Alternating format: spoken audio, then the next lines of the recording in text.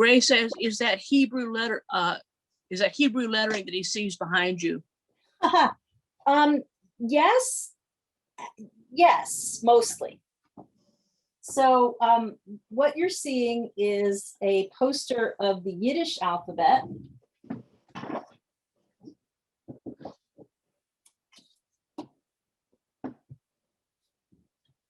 Which uses Hebrew lettering.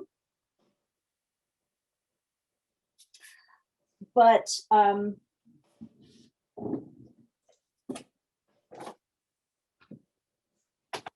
sounds more like German. It's a mixture of like Middle German, Polish, some Hebrew, and some other stuff mixed in there. But effectively, it's the alphabet. The letters are Hebrew letters. Good eye. You ready for the next one? I'm ready for the next one. Okay, what was Theodore Parker's biggest contribution to our religion, do you think? She says she hears his name here and there and wonders what it's all about. Okay. Oh, that's, I'm going to say there, I think that I have a very biased answer, and that's because there's this piece that he wrote that is required reading for ministers going to the MFC. And so I'm going to say that, and of course, as soon as I think about it, the title goes right out of my head. And I will think of it later. But he wrote an important piece that all ministers have to read, and that's the one that sticks with me. And I can't, because I'm trying to think of it, I totally can't think of it right now. So I'm going to look that up for you, and I'm writing it down right now. Theodore Parker, and get the name and the date of that. But that definitely is the one that sticks with me, because it was required reading. Obviously, it's not sticking with me as well as I would like this morning.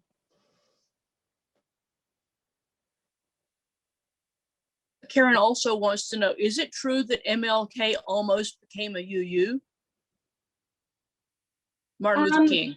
Yes, sort of. Yeah, he looked at us and he considered us carefully, and he felt that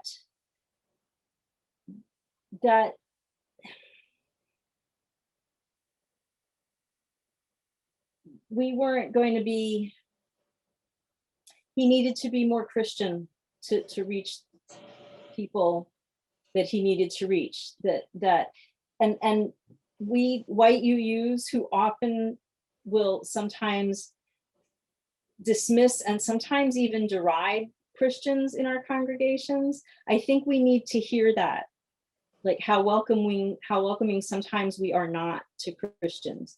That was the main reason that he felt that he couldn't be part of us. Mm-hmm. That's true. We've got a question about the theology of Doctor Who, and I know that was on your list, so maybe you could talk a minute about that. The theology of Doctor Who. Yeah.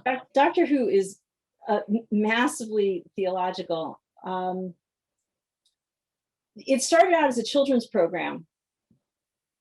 And so there were always, and that was in 1963. So there were always morals, right? And in the reboot that started in 2005, 2003, no, what year did the reboot start? Anyway, in the early 2000s, the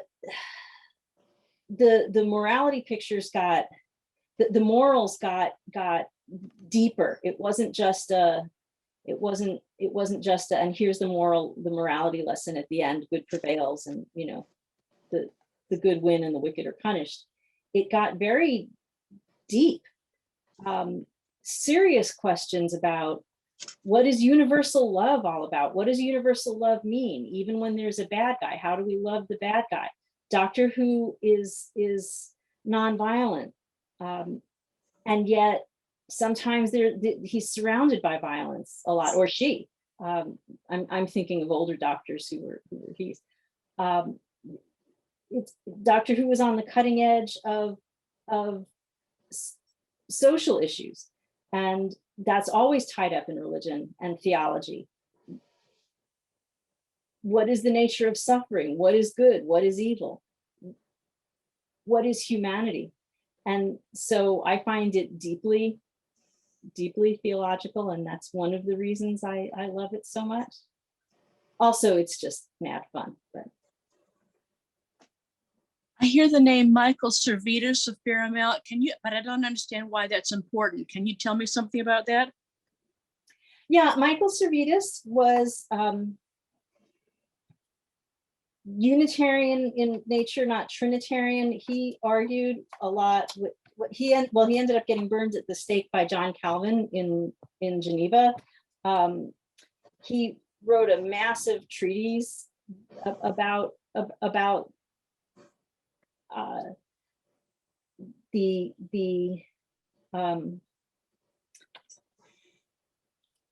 his theology and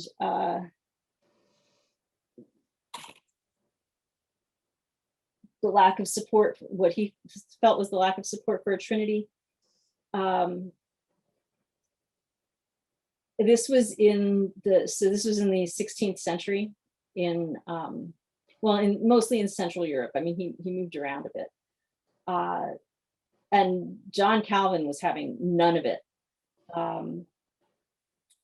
Servetus went to Geneva to meet with him, and that's how he ended up getting eventually burned with his treatise strapped to him. It was really quite horrendous. Eventually, Calvin's descendants apologized for this. But he was important in European Unitarianism because he wrote about Unitarianism. Were any of the founding fathers Unitarian or Universalist? Yeah, none of them were Universalist, which is it's interesting but not surprising, because Universalists were working class for the most part.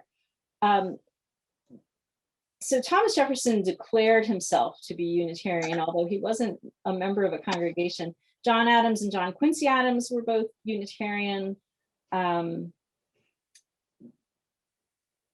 Thomas Paine was Unitarian, and rationalism wasn't always part of Unitarianism, but it was certainly big around that time. So a lot of them, even a lot of the ones who weren't Unitarians, were big into rationalism at that time. And that's not a it's certainly not a requirement for Unitarianism or Universalism, but it was very popular in that time. We have a question about someone who's having a hard time seeing where God is in light of all the bad things that are happening in the world, because she's lost touch with the part of her that thought God was good. Oh yeah, so that's the quintessential theodicy question. If God is all good, why do bad things happen?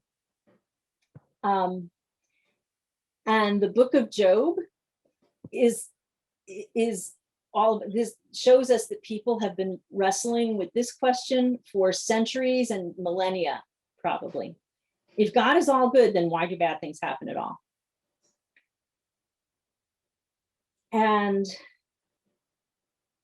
what we have to understand about the book of Job, I'm talking about this. So the first thing we have to understand about the book of Job is it's a novel. It was written as fiction to help people wrestle with this idea of theodicy. If God is all good, why do bad things happen? Why would an all good, all powerful God allow bad things to happen? And there's a speech that God gives to Job towards the end of the book, where God says to Job, you don't know all the things.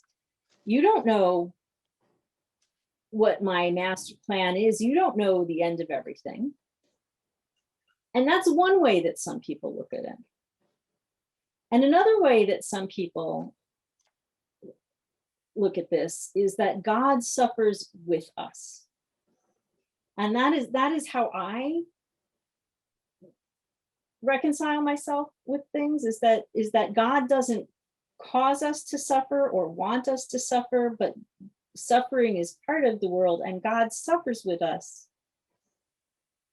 God weeps with us, and God is there and appears in the faces around us. We all carry the image of the divine. God is there with us in all those who care for us, and in all those who comfort us, and in all those who suffer with us as well. Now, another place that people go with this is that God is dead, or there can't be God because of this. And this is something that many Jews after the Holocaust wrestled with, and that was that was what some people came to. God died in the concentration camps.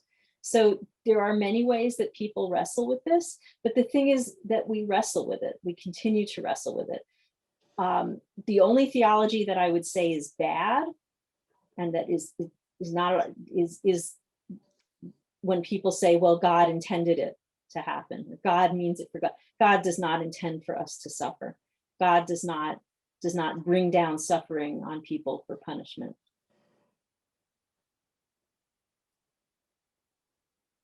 What are the sources, the source material for the Article 2 Commission? That is an excellent question, and I am not on the Article 2 Commission, so I don't know all of the things that they're looking at. I know that they are interviewing lots and lots of people. I know that they're looking at widening the circle of concern. I know that this General Assembly just asked them to seriously have an eye toward anti-racism, anti-oppression, and multiculturalism. But I don't know all the things that they're doing. That would be a great question to ask them directly.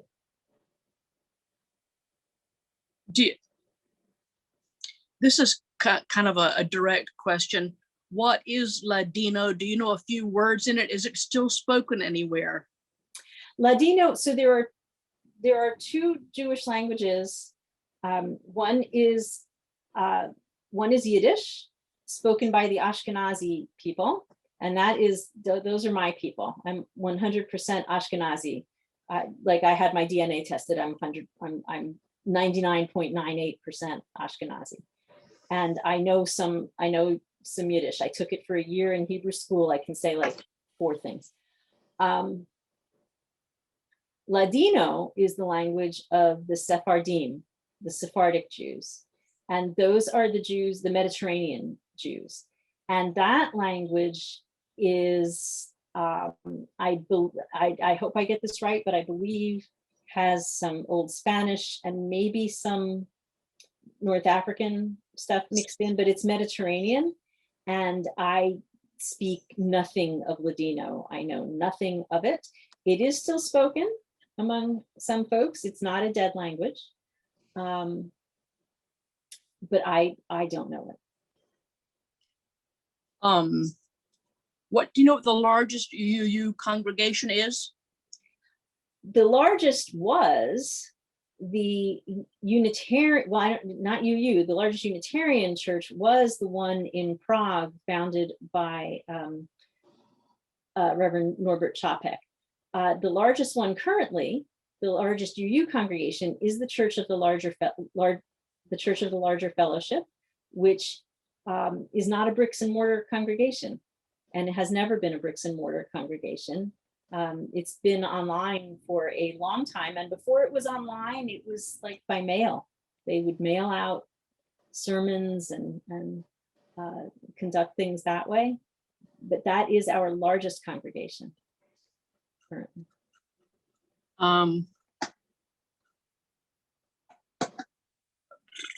hold on a second. We have someone who comes from under their understanding of church is from the Episcopal church background, and they want to know what the most important thing about the differences and principles in regards to your background and Unitarianism itself.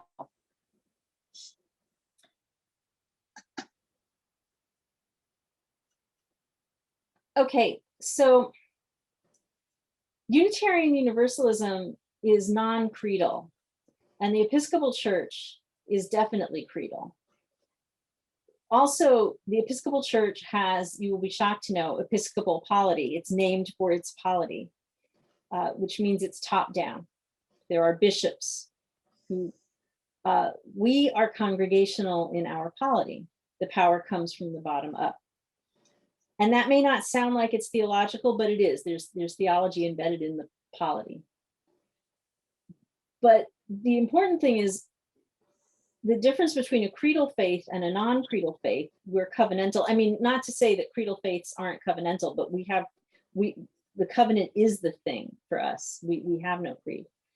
So therefore, to join the Episcopal Church, to become a full-fledged member, you have to have a statement of faith. You take membership classes and you make a statement of faith, and you might recite the Apostles' Creed or the Nicene Creed. I believe in God the Father, right?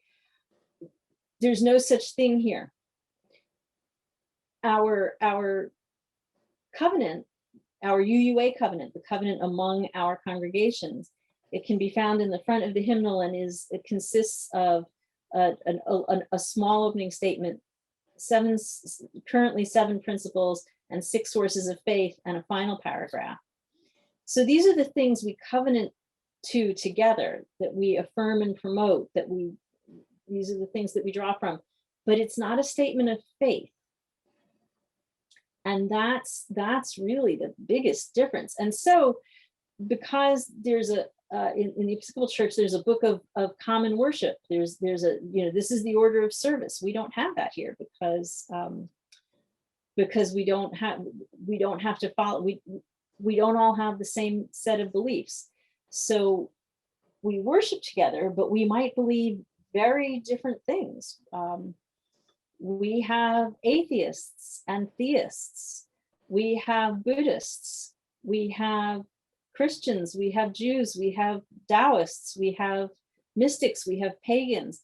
We have Christians. We have Trinitarian Christians.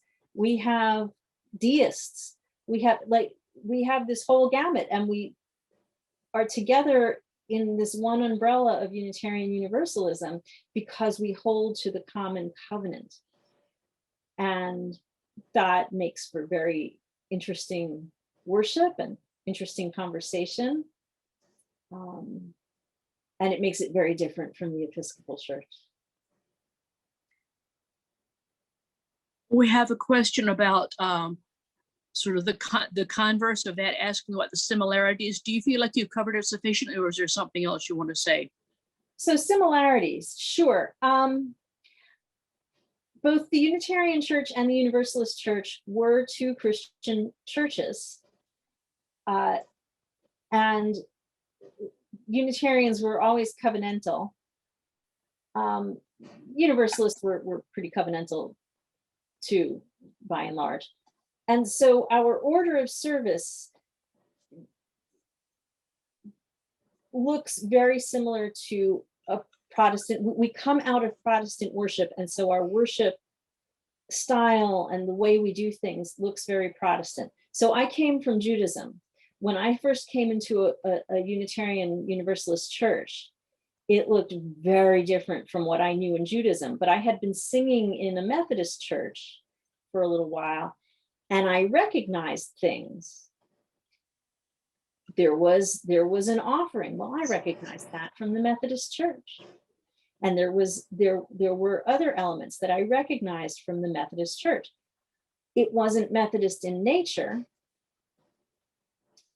but it bore a resemblance to those. We've got a question I want to. I'm sorry. Are you finished? Should I ask you something else? I hold on. So our style of, and that we worship on Sunday morning. But yes, go ahead. Give me a chance to get a drink of water. Okay.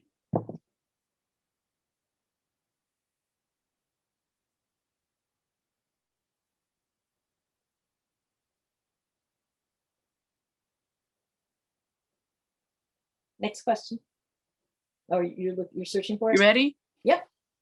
I would know. I was waiting for you. You said you were going to do something. Go ahead. If you were going to contrast this year's GA to years past, what are one or two takeaways very particular to this one? I'll tell you, this year we made it very clear that as an association, we are setting our faces toward we're being very serious about anti-racism, anti-oppression, and multiculturalism. Where I think this year marked a turning point in which we no longer want to just give lip service to it and pat ourselves on the back and say, well, I'm not a racist. That we're recognizing that we have to do something about systemic racism and the injustices of the past, not just out there, but also within the UUA, and work to root that out and make a different future. That was a big takeaway. That was really the big one. Yeah, for me. I've got two more questions. Do you have time for it? I think we can do two more. Yes. All right. We've got somebody whose name I don't recognize, and so I think she's new. What would you say is the covenant that holds our church together, this particular church together? Well, we have an official covenant, which you can find on our website. And we had part of it this morning. It's long, so I'm not going to read the whole thing. But I think that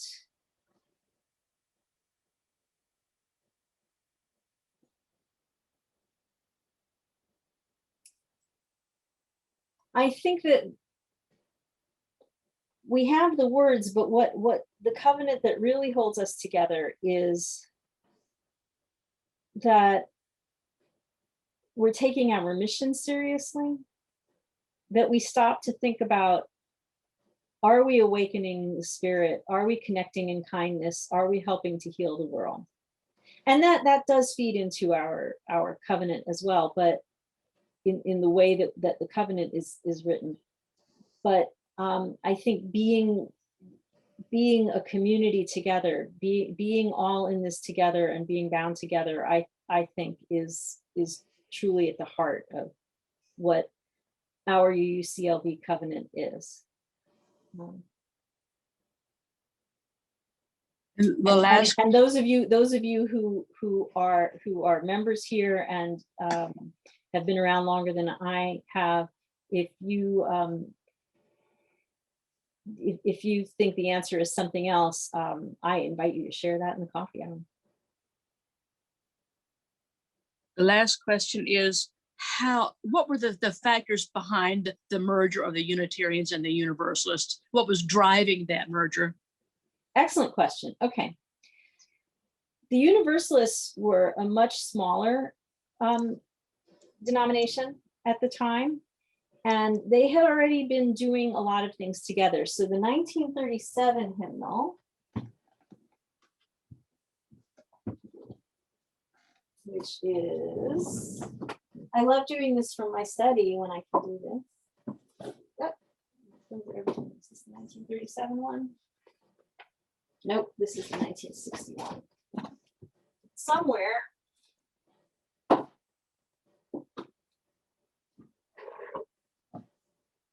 I have the 1937 hymnal. The 1937 hymnal was already a common hymnal between the Unitarians and the Universalists. And by the 1950s, the youth groups were doing things together all the time. And it's important to understand that both of these faith traditions were really strong in New England. So if you walk around like small towns in Massachusetts and in New England, you can't go 2 blocks without tripping over a UU church, right? So there are lots of small towns there that have two UU congregations, because one's the old Unitarian church and one's the old Universalist church. So they were already doing a lot of stuff. Even a couple hundred years ago, they were, even though one was the rich elite group and one was the working class group, they were still doing some things together. So it was almost inevitable. And the theologies matched pretty well. Universalists were officially Trinitarian, although there were many Unitarian Universalists, small u Unitarian Universalists, even from very early times. And Universalist theology, the theology that God is too good to condemn anyone to eternal hell, that fit in very well with Unitarianism. And so by 1961, it just made sense. It was hard for the Universalist church to carry on. There were those congregations that were opposed to the merger. The Universalist churches that were opposed to the merger, many of them felt, and I think rightly so, that they would be swallowed up by the much larger Unitarian association, that they would be forgotten. And one of the first things that happened very early on, and it was, I think, really an awful thing, was that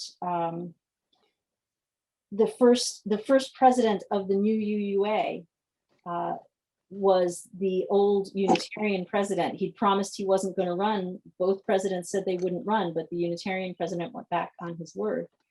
And one of the first things he did was to cut funding for the two Universalist seminaries. There were only two, and he cut funding for the two Universalist seminaries. So there are now no historically Universalist seminaries in the United States because the UA cut funding. So there was fear. Nevertheless, a majority of congregations on both sides voted for merger in May 1961. And so this year we celebrated our 60th anniversary of Unitarian Universalism merged in the United States. And I hope that's answered the question adequately. All right, is that all of our questions? I think that's all the ones that are in the chat. Great. Yeah, that's it. Well, beloveds, thank you for asking such wonderful questions. I promise I'm gonna go look up that Theodore Parker question, the answer that just went right out of my head. And I will put that in the e-news this week. I love doing these with you. I think it's really great when we can share like this. And I hope you had some fun doing it as well. Namaste.